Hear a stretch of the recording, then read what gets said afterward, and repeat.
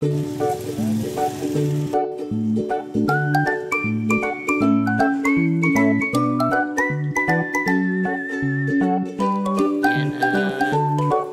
i-extray naman siya itong Randy. Dadarin doon sa may extray.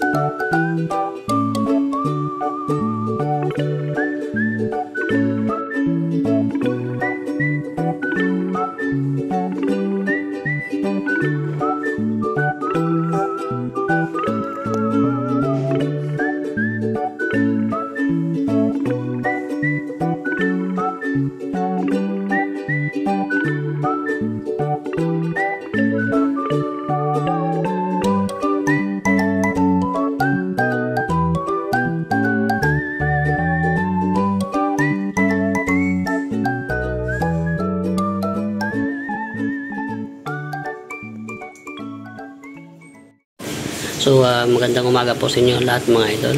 Good morning. Kagabi po, nagkwento sa akin si Papa. So, kwento niya yung mga pangyayari na bago po yung nangyari yung ganong insidente.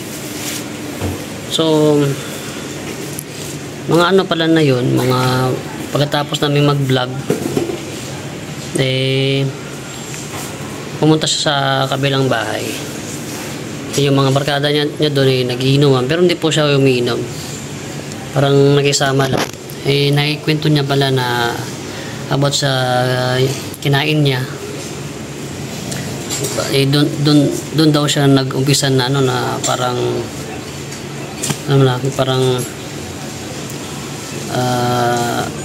nabalisa or yung parang nawala siya sa sarili ganun. Kasi nung mga bandang mga bandang 5:30 ata yun or mag-aalas 6. Pumunta siya dun sa kabilang bahay. Dun sa kabilang bahay namin. So yung pulutan daw nila dun, yung halo or yung Tagalog. Yun, nung kabayan daw siya nun, bigla niya daw isinuka parang kasi first time niya daw na makakain ng ganung karne. So hindi makaya ng hindi makaya ng sikmura niya, so sinuka niya kagad. So umuwi siya, tapos ayun, kumain na ng hapunan, tapos doon nagsimula dagdagan pa ng yung time na yon. Umaga pa lang hanggang hapon, may ginagawa siyang motor kasi yung nabaling foot brake, yun yung binibuilding niya. So doon siya sa harapan na ginagawa niya, doon sa may harapan, which is sobrang init po talaga doon. At saka 3 araw na magkakasunod na araw na palagi siyang may ginagawa doon sa harapan. Wala kasing doon, wala kasing bubong or wala kasing trapal. So wala talagang mapagtataguan or maiiwasan sa walang iwas sa sikat ng araw, sa radiation ng araw.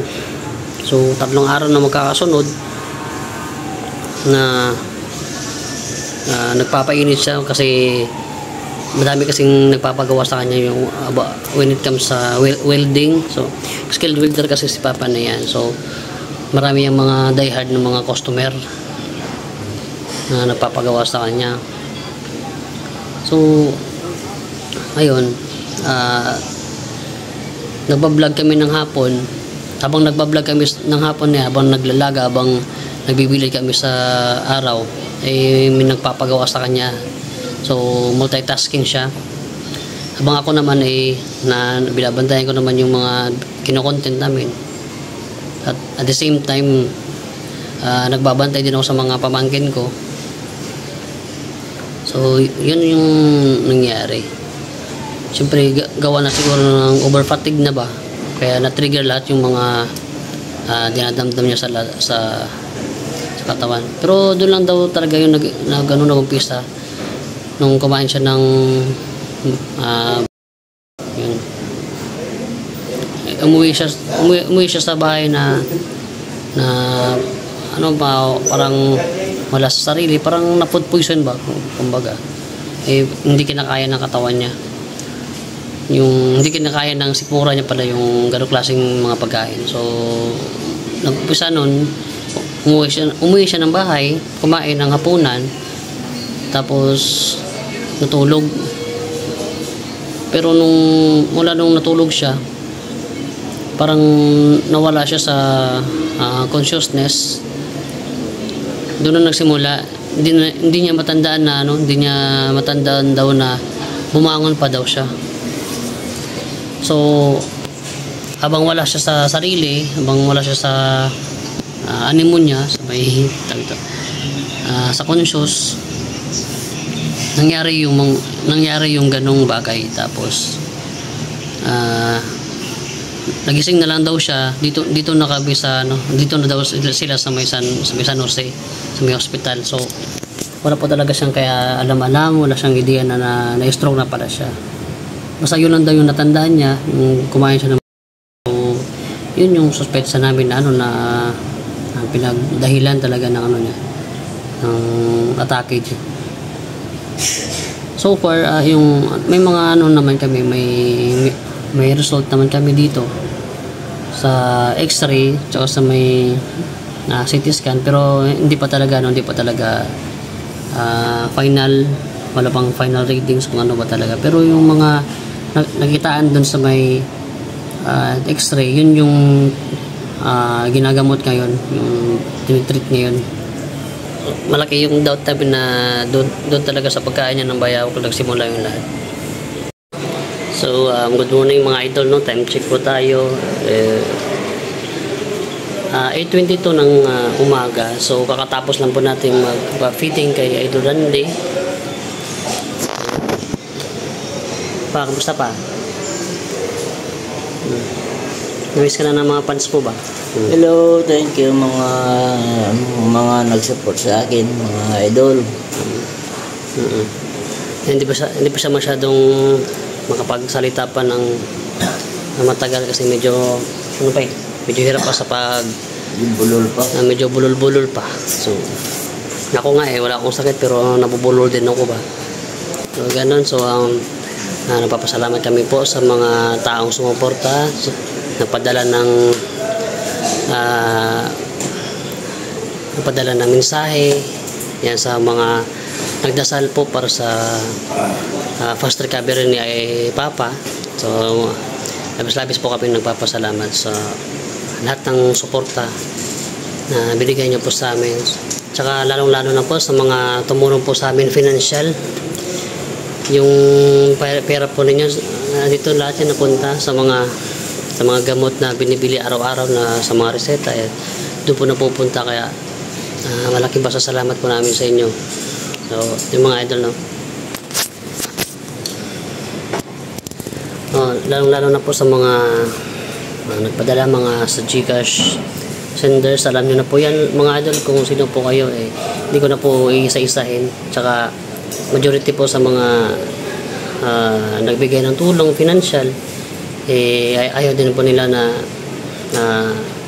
sabihin yung pangalan nila.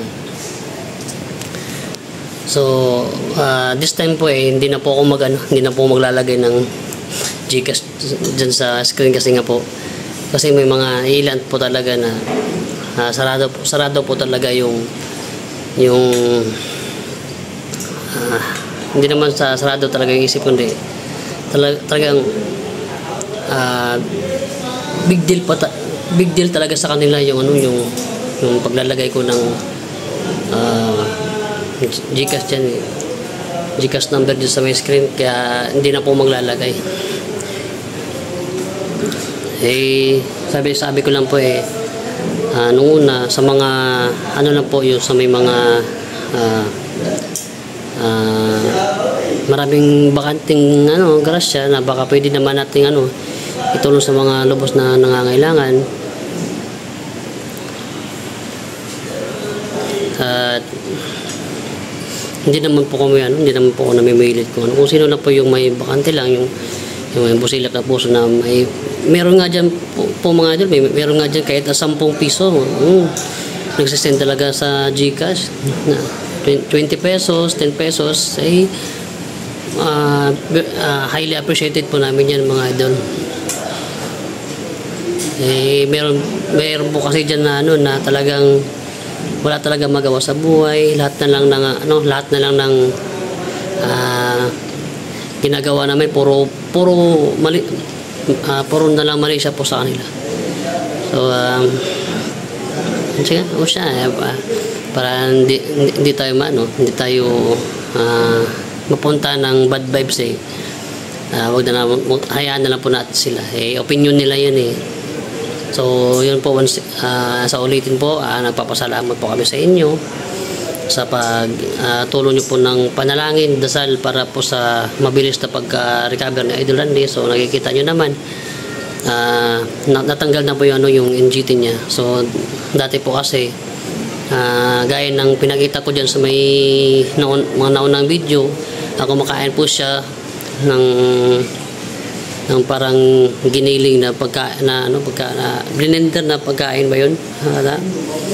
Tapos dinadaan na po sa may tubo o sa hose sa may GT para po lang magkalaman po yung tiyan niya bago po siya ng gamot uminom.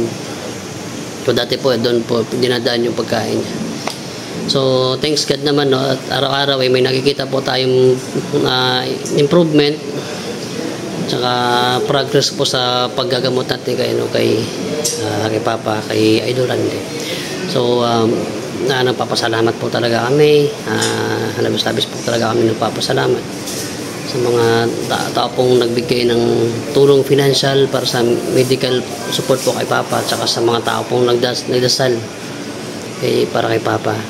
So hanggang dito na lang po muna mga idol, at magpapahinga po muna kami. So ako araw-araw tag-iisang oras lang talaga yung tulog ko ba. Ako ay medyo haggard na rin, nakikita nyo naman sa mukha ko na medyo haggard na rin. So ito naman yung kapatid ko, ayan. Siya naman yung kakain ngayon. So yun mga idol, at magpapaalam na po kami. God bless us all mga idol. Saka tuloy lang po natin yung pagdasal na para kay Idol Randy sa kanyang mabilis na pagaling. So thank you mga idol.